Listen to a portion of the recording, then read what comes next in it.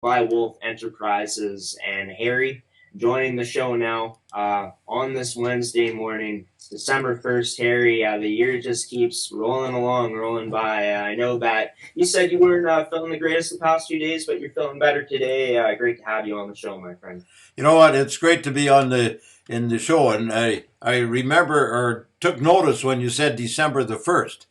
Yesterday, I'm on a group on Facebook called Cloud Revolution. It's all about taking, your picture has to have clouds on it, and it's growing by leaps and bounds. So I have some friends in the Philippines, and they sent me a 13-year-old girl sent me some pictures, and the pictures were taken on December the 1st, but I posted them on the group on November 30th. So because you always have to say when are the pictures taken. Well, yesterday was November 30th here, December the 1st in the Philippines. So I posted the pictures taken on December 1st, November 30th. So give that a shake.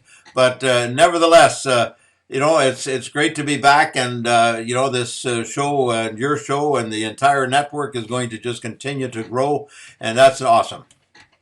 Yeah, and it's great to have you on as a guest here every week to help us grow, the brand of ASTD here and get the inside knowledge about what's happening here in agriculture, not just in Manitoba, but throughout Canada and throughout other parts of the world. Obviously, snow. It's been falling a lot of times here in Manitoba recently. Talk about, the snow, what effects it's having now on just farming here in Manitoba, especially. Well, December the 1st, unofficially, it's when farmers kind of hang up the fall harvest, field work, and everything else. December the 1st is when the meetings normally would have begun to figure out all the things that have happened in the last crop year. But because of COVID, we don't have a lot of meetings. But right now, the snow is, as a lot of people say, if they can have their cake and eat it, let's have snow every day, but not too much at one time. But at the same time, we don't look after that. And secondly, the snow, all the moisture we can get is more than important, essential in order for us to have the crop set up for next year. And a lot of farmers were concerned before any of the snow about the subsoil moisture. So even though the snow doesn't add to the subsoil moisture, the subsoil still stays dry. But the snow melts whenever, and there's enough snow and it melts quick enough, there's runoff.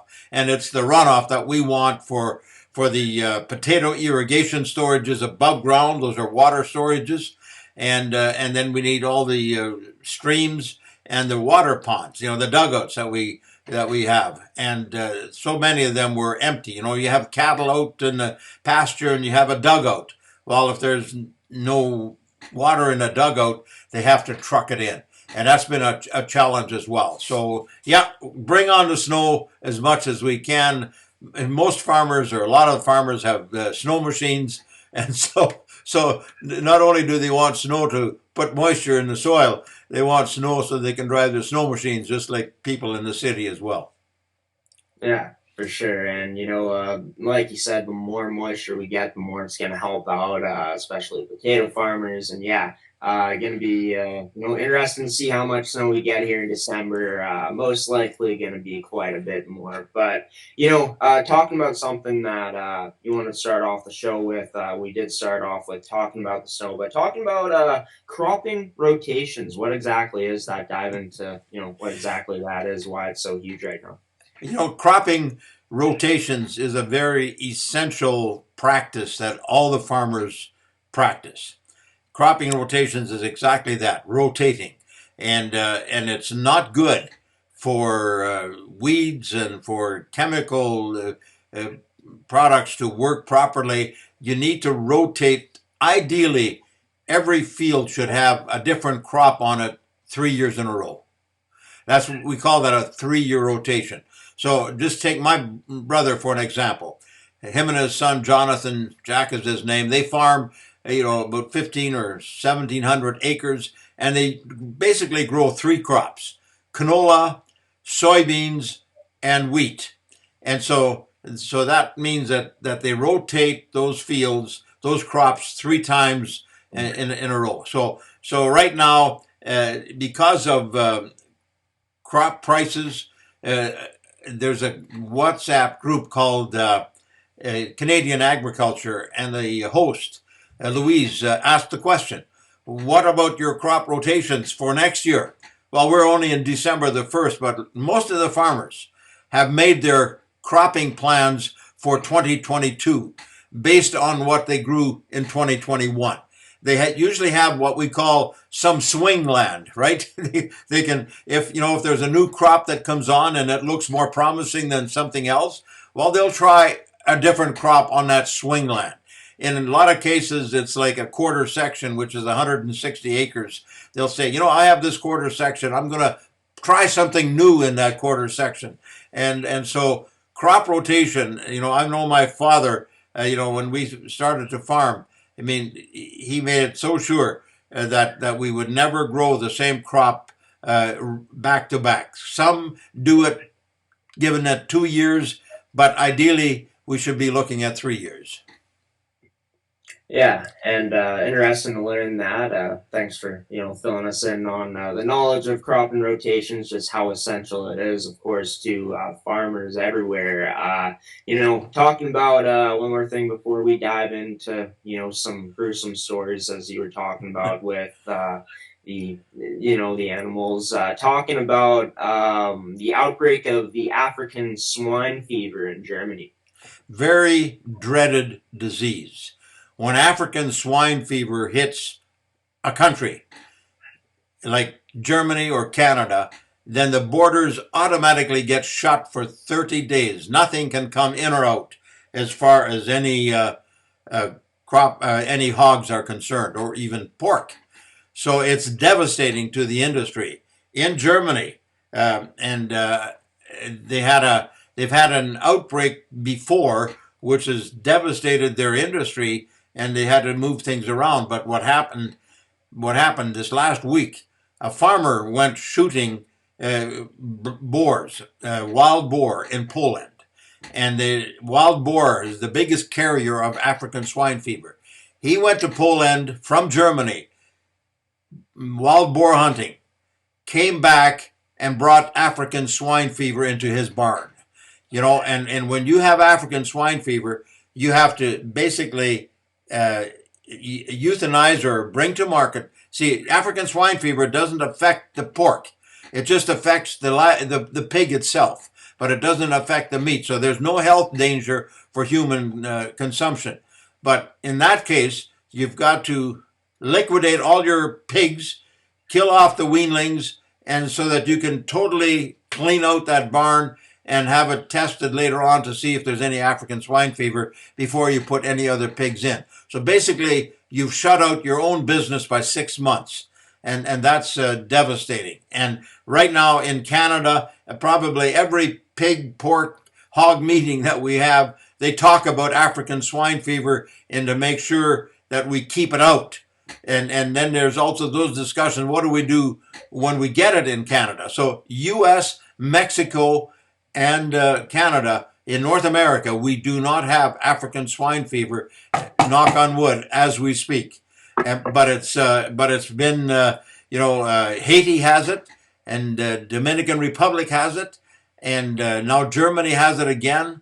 China, of course, that's where it's called African swine fever, and it started in Africa. But because China, has basically half of the hog population, it was devastating to that industry, and it continues to be. So we're hoping and praying that we can keep that ugly disease from rearing its head here in Manitoba and in Canada. Yeah, and that's just nuts how, even though it doesn't affect human consumption if you eat it, it's going to affect your animals, and Totally. that's going to, like you said, business shutting down. And yeah, just knock on wood once again that it does not come to places like Mexico, the US, and Canada, Yeah. where we're living here, Harry. But, talking about another down note here. The animals dying in the water in BC as a result of the floods. Give us an update on that. I know that you said that they're could be some pretty gruesome stories that you could share with us here today about that. Here, I follow a hog group on WhatsApp. I do a Canadian agriculture group, which is mostly cropping. This is a hog group, which is all about hogs. And many of us have seen the flooding in the Fraser Valley. There are a lot of poultry, dairy, and several hog operations in the valley. And this particular individual was there last week, and he's a good friend of mine. I don't want to use his name, and visiting customers. We think we have it tough sometimes, but these guys are in a bad spot, and it continues to rain. And he sent me pictures. One particular finisher barn. This finisher barn had 14,000 hogs in it. And he says, notice, and he sent the picture, notice the water is almost at the top of the door jamb. Needless to say, they all drowned. 14,000 finisher pigs all drowned in that one barn. And then the next one had to do with, here's an 850 sow farrow to wean unit, all drowned. And you can go on and on. Drowning is one thing you don't want to happen, but cleaning it up is is just as worse a nightmare, because here you have all this rotting carcasses, and then you have to go in there and clean up, and the water has to, everything's got to be cleaned. So it's and then he says, in the case of many dairy barns, the cows were in water with their noses above the water, bleating loudly and barely breathing. The guys floated by them on boats and just had to shoot them to put them out of their misery. And so I just wanted to share that with our viewers, because it's horrendous. And just as an aside, another friend of mine texted this: animal rights people are not the ones helping to save these animals. If they truly cared, they would put aside their differences and help save the animals. And so that's the other thing.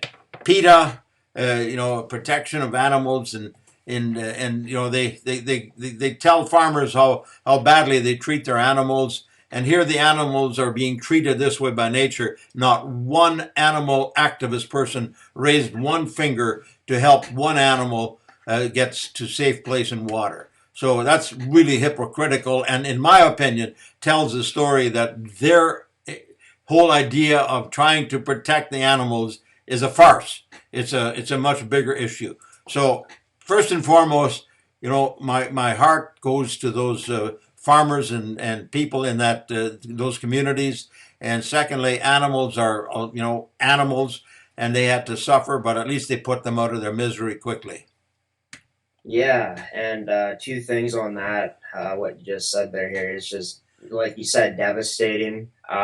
Just really nothing you can do. It's just Mother Nature taking its course because of the floods that are happening in BC. But for an organization like PETA, who could potentially help, it seems like they most of the time like to talk the talk, but they won't ever walk the walk. So disappointing there. That, like you said, never raised one finger to help out farmers in this time of need in a place like BC. But finishing off with this farming tip of the week for farmers, hoping that it's a positive one, because we've been talking about a lot of negative today. But what's Harry Siemens' farming tip for farmers on Siemens Says here on this week's edition of Rise and Shine?